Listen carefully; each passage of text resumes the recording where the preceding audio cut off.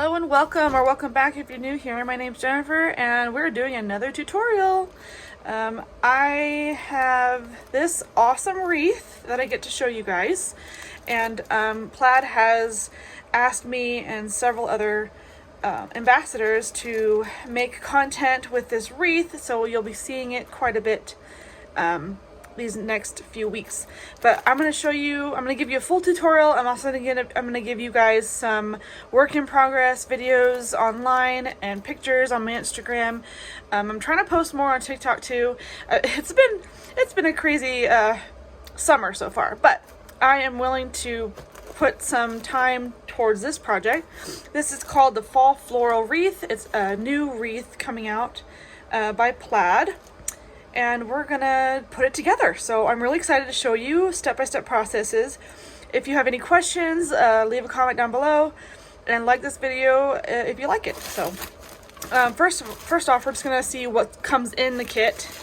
It's usually pretty standard.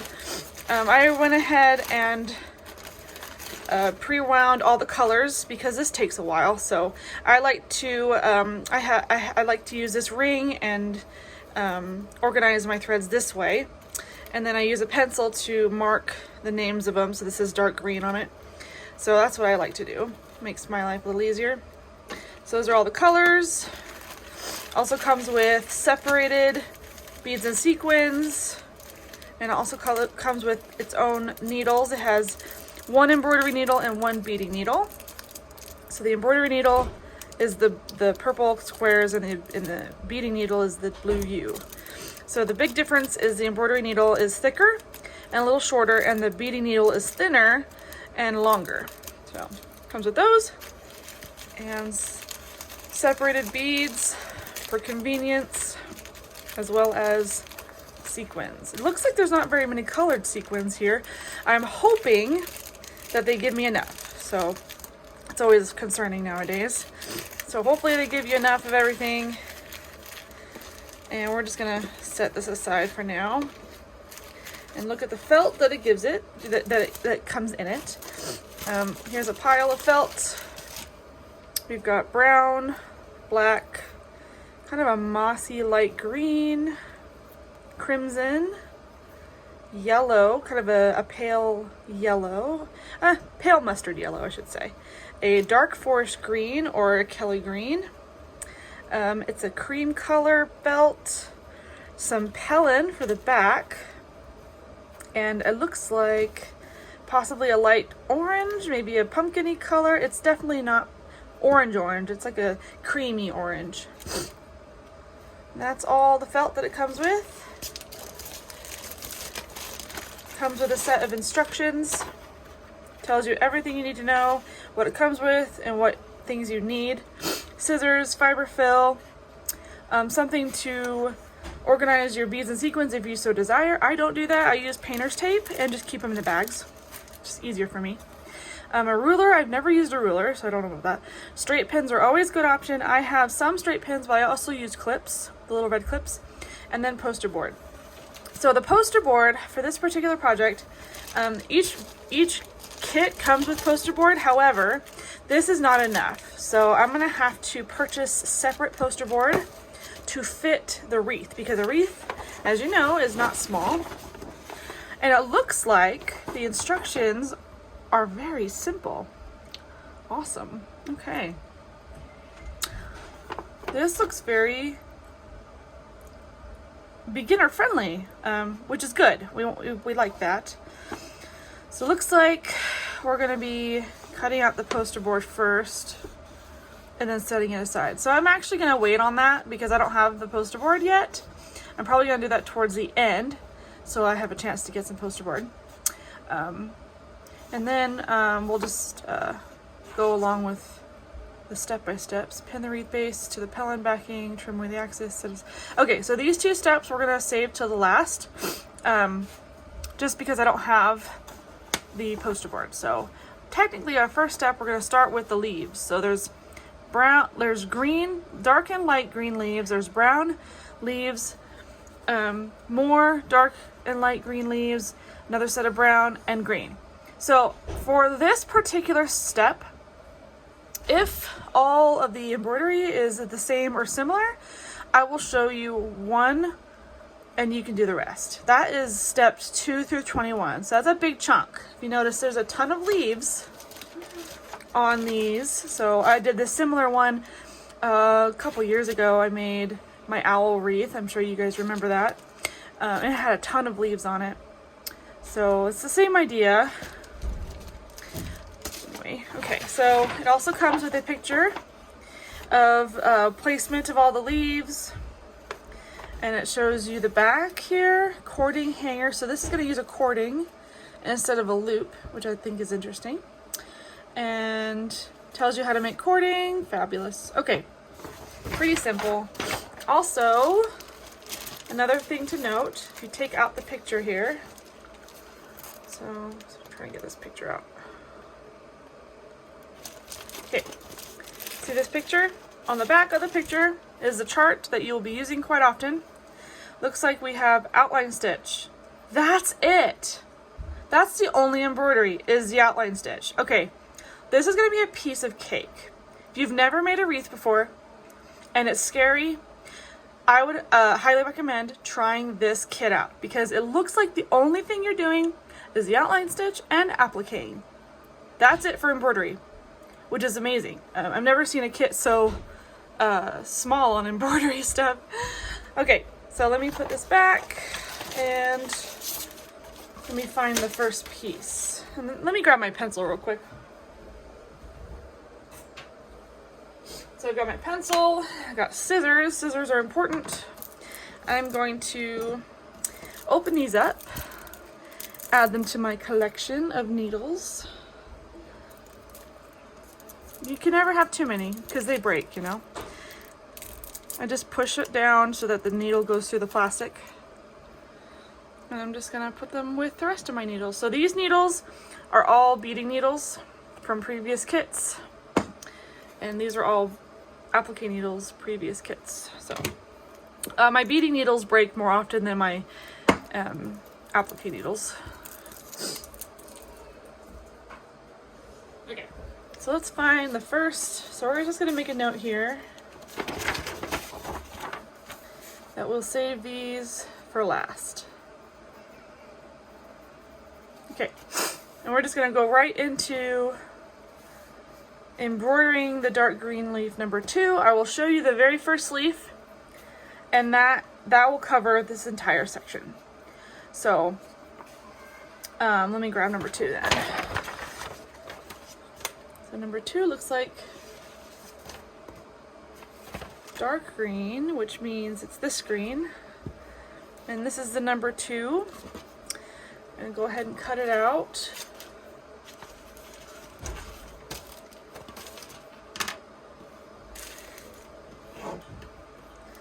This looks like the main wreath right here.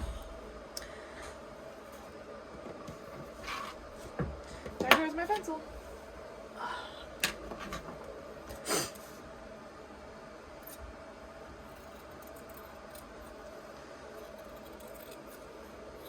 Okay, we're just gonna cut this away, and I'm gonna cut the rest of this off camera because it looks like it's got a lot of jagged stuff in it, so it's gonna take a while. But when you're cutting out pieces, make sure you're cutting away the stamp. Okay, so if you start here, we're cutting it away so we don't see the stamp. See what I mean? So the stamp is off. So you're gonna do that all the way around, and then when we come back, we're gonna do some stitching. Okay, we got number 2 all cut out, and now we're just gonna find number 2 on the chart. There's 4, 5, 2. Okay, so if you look here, you can match the line with the chart here, and it looks like we're doing 2 strands of light yellow green. So we just gotta find our light yellow green. This one right here, 2 strands. I like to double over 1 strand. That way I'm not working with a long piece. So I'm just gonna pull one out.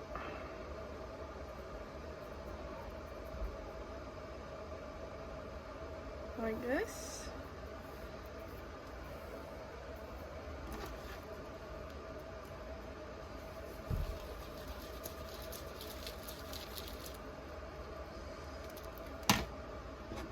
Grab an applique needle.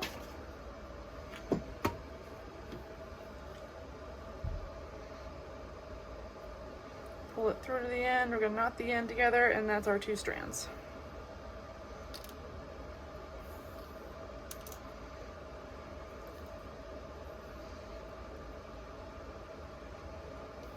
Okay, 2 strands. And we are doing the outline stitch. Outline stitch is pretty basic. I'll just start with a small section here.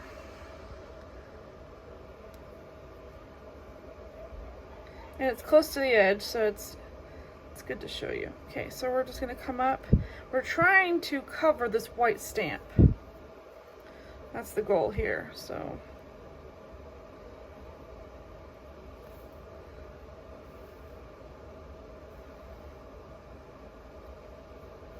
Kind of make a T, right? Keep your thread up.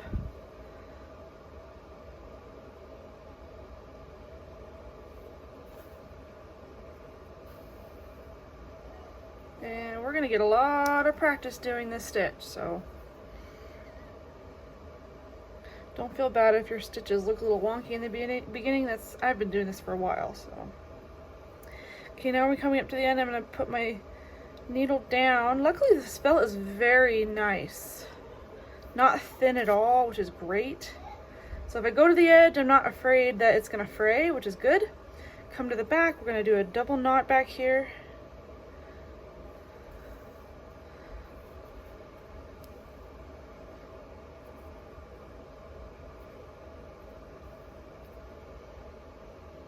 I'm just gonna hide my tail so it lies flat.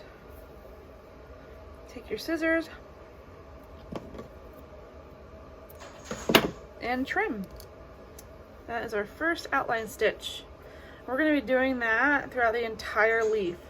What I like to do is I like to do these little things first and then go back and do the big ones. So what I might do is do small, small, big, small, small, big, go around, small, small, and then small, small, big, small, small, big, and then do one big one. However you like. We're trying to mimic an actual leaf, so. All right, I'll come back. When I come back, this will be finished. And let me see on the instructions say. It says applicate. So we're gonna applicate it, and I'll show you how to applicate. Okay, so I was cutting this out because I need to cut it out to put this on, and realize that I actually should take this opportunity to trace out the back. So, because it's gonna be hard to do once all the stuff's on it, which is the purpose of the poster board. But because I don't have poster board yet, I'm going to trace it onto the Pellin. So I have at least some tracing prepared for when we get poster board. Luckily, Pellin is pretty simple to work with, and it's easy to sew.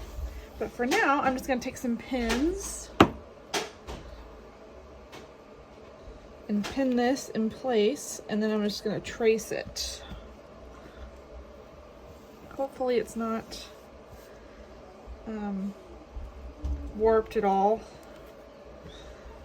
and hopefully it won't move while I trace it.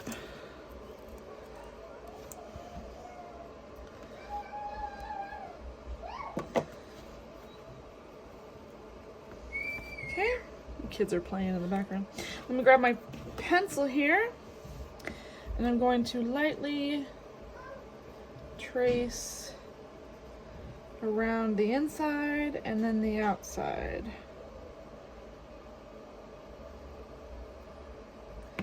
Now I'm going to do the best I can without moving the felt too much, which can be difficult.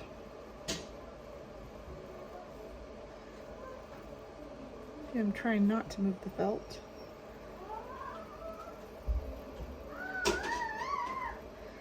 So I can always cut it off.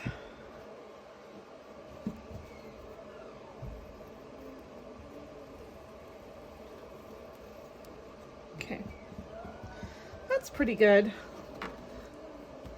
Rough tracing is all you need. And I'm gonna do the outside as well. I will leave some gapping.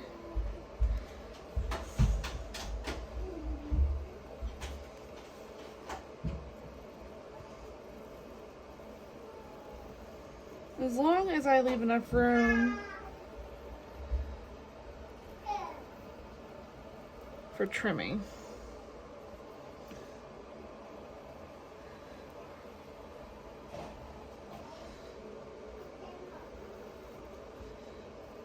And it doesn't have to be perfect. It just needs to be enough to see. Sometimes I'm just gonna have to,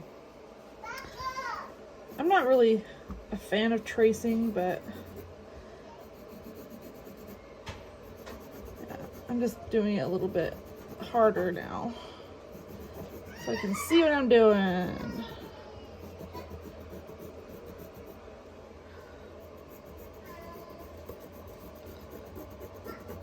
Okay, so there's a rough tracing, and I can see it. There's no weird gappings.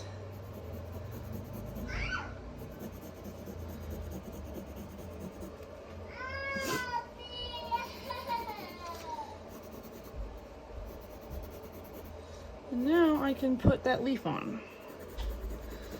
So I'm just gonna finish this.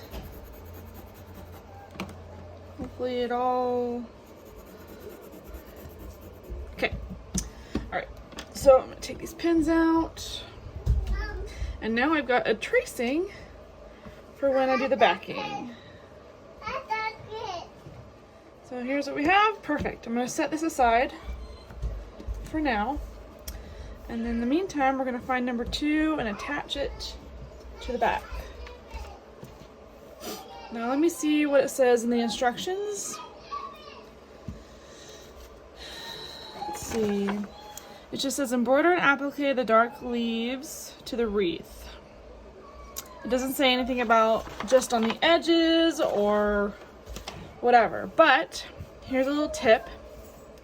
If you want your leaves to look real-ish, then keep the ends, like these ends, free, and keep these ends free. So what I'm gonna actually do is I'm gonna start here. I'm gonna embroider a couple here, and really secure the bottom down, and then I'm gonna probably put stitches along the edging here. So let me grab some thread and we'll get started. So I positioned this in a way, because I go right to left when I sew, so I'm gonna actually start over here. I'm gonna sandwich my knot in between the felt here and put a stitch right at the base of these 2 leaves. And then I'm gonna hop over here and do the exact same thing.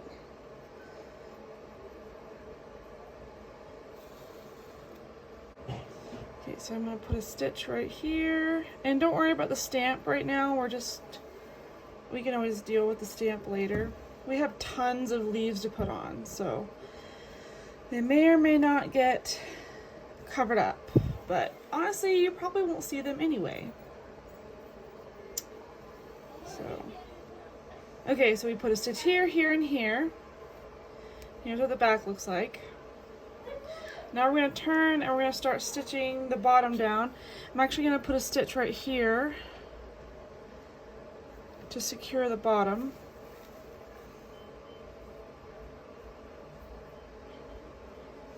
And now I'm going to actually applique the bottom, because I want the bottom to be nice and secure.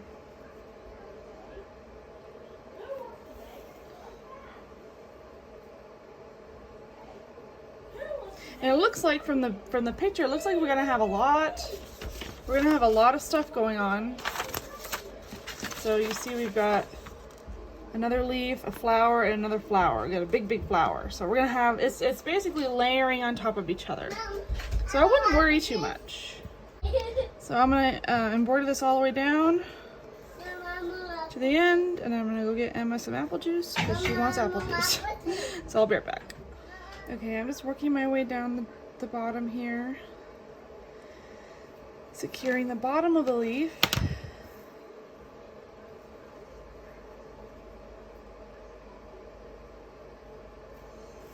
And then we'll have our first leaf done.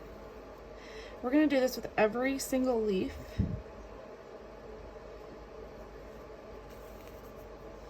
And when you're done with all the leaves, we will do the next steps together. I may or may not check in with you, depending on how interesting the leaves are.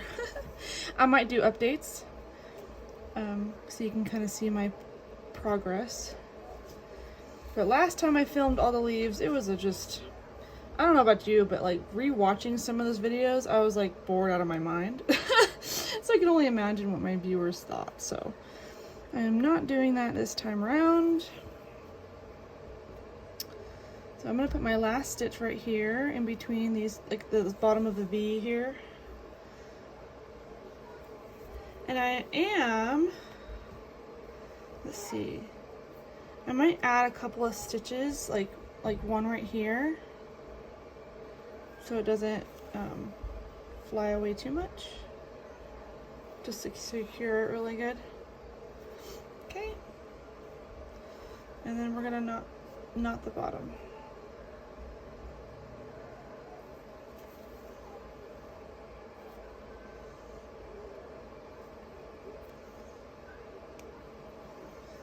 Hide the tail, and we are finished with our first leaf.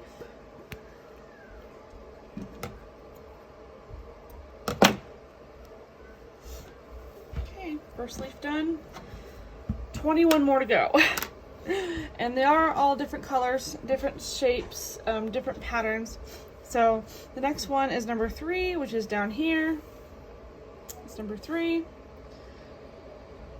And then number 4, number 5, and it looks like they're going in a circle. 5, 6, 7, 8. So it shouldn't be too hard to find them. 9, 10.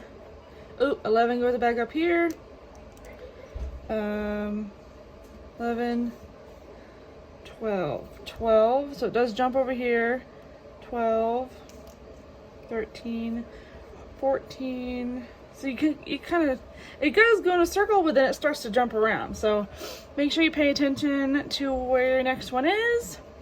And then if I don't meet you in the middle and show you my progress, then I'll meet you when I finish all the leaves. But we'll start, I might come back after a few more leaves just to get some variety so you can kind of see how it looks and compare your project with mine. So I'll be back. So it's been several days since my last clip, and this is what all the leaves look like put together. My advice would be to make sure you go in numerical order because some do overlay on others, and we want them to look like they're, you know, naturally falling down. So as far as attaching them, here's a good example. So say you have a piece that's overlapping another piece. I just put a stitch on both sides and leave the rest hanging like that. And then for leaves that, you know, go over the edge, I make sure to secure them like so. I do the same thing for the inside. And what I'm gonna end up doing is I might put a pin up here just to mark the middle and the top so I don't get but you know, I can always use the picture as well. Like this leaf, as long as it's facing this way and it's this way, then this is the correct side. So I know it's not like that, but like this. So last time I did a wreath with this many leaves, it was boring. Like I think the first 3 tutorials was just leaves. So because this is very simple, the stitches are all the same. The only difference is the color. So as long as you know the outline stitch, then you can complete all these leaves and applique them as as follows in the instructions. So next we'll be working on some sunflowers. So let me grab those. So here we are on step 2, doing the flowers, and so sequin the sunflower top petals,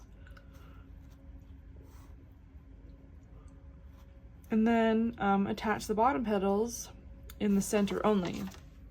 So here's the 23 and 22 sunflowers, and there is no embroidery on these, but there are beads and sequins. So what I'm going to end up doing is I'm going to cut one out and I will assemble one, and that will apply for the rest of the sunflowers. So let me cut these out, and we will do some sequins and beads. All right, so I'm going to make some space here. I'm going to move the wreath over here, and I'm going to grab the sequins. We're using gold, and I'm not going to cut it out. I'm just going to put the beads on and cut it out later. If you're not comfortable with that, you can easily cut these out and then put the put the sequins and beads on them. But just for the sake of time, because this video is getting a little long, I will show you how to add beads and sequins. So we're just going to start on a petal here. I use 2 strands of thread when I bead and sequin, and each dot is where the bead should be. And luckily the sequins are bigger than the beads, so either way you'll be covering them up. My kids are playing in the background. Sorry about that. Okay. I'm gonna grab a few beads here, and I'm just gonna do a few for you because they're gonna be doing a lot of it, so you'll get a lot of practice. Okay, so as you can see, I came up right in the middle of that dot. I'm gonna grab a sequin. These are cupped sequins, so the cup is facing up, and then you're gonna grab a bead. It's gonna rest right in the middle there, and then we're gonna push the bead aside and put the needle down, and that's going to secure the bead just like that. And you're going to do that for every single bead, and the beads really make the flowers pop. So I'm really excited about the sunflowers because they're nice and big, nice and yellow and bright, perfect for autumn or late summer, whichever you decide. This wreath is good for summer and autumn. As you can tell, this will take some time, and in fact I really do enjoy this part of the kit, the beads and sequins. Just something about adding shine to your project. Okay, I'm gonna do one more.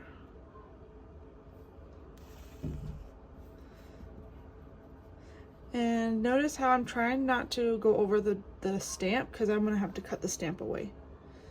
So if you do it this way, just be mindful of that. Otherwise, just cut it out first. Okay, and then when you're done, you're gonna double knot it back here. So I'm just gonna show you real quick how to double knot. So I'm just grabbing a little bit of felt back here and go through the loop, and then pull the loop tight, and then I go through the second loop and pull that tight. And then I like to hide my tail. I gotta grab my scissors and cut that off. Okay, so that's how we do our beads and sequins. Now, because this is just an example, usually I will keep going and then I'll stop here, and then I'll do the same thing and then stop here, do the same thing and stop here. So this is just for you guys. So I'm gonna keep going right here. I'm gonna knot my end here and keep going with the beads. And then I'm actually going to end the video here because there's a lot of beading to do. So next video we'll be putting this sunflower onto the wreath, and I'll show you how to do the middle part. So make sure you come back and watch that video. If you like this video, give it a thumbs up. That just lets me know and lets the YouTube algorithm know that you like my content. It helps me a lot. So thanks for watching, and I will see you in the next video.